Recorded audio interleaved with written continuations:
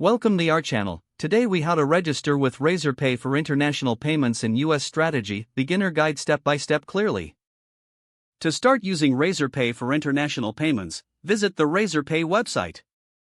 Click on the sign up button located at the top right corner. Fill in your email address and create a secure password. You will also need to verify your email address through a link sent to your inbox. Once your email is verified, log in to your Razorpay account. Navigate to the Settings tab in your dashboard. Select the Payments option from the menu. Now, click on the Add Payment Method button.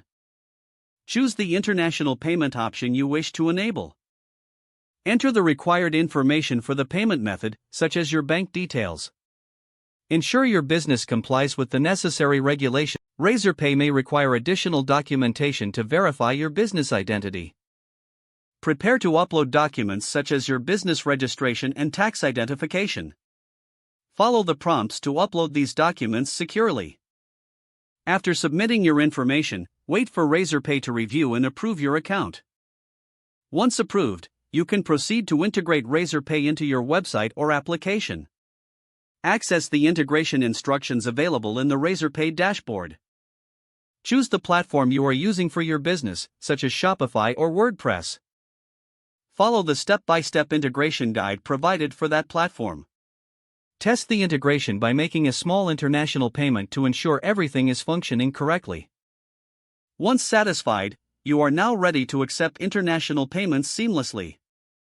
If the page does not load, refresh the browser or try again in a private or incognito window. Make sure you are using the correct email address, then retype it carefully to avoid small typos. If your password is not accepted, use the reset option and create a new strong password you can remember. Check your spam folder for verification or security emails, then complete any requested confirmation steps.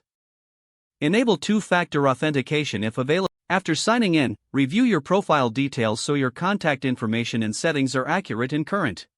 If you see an error message, note it down and try again after restarting your. Don't forget to like this video and subscribe to our channel for more step-by-step tech guides.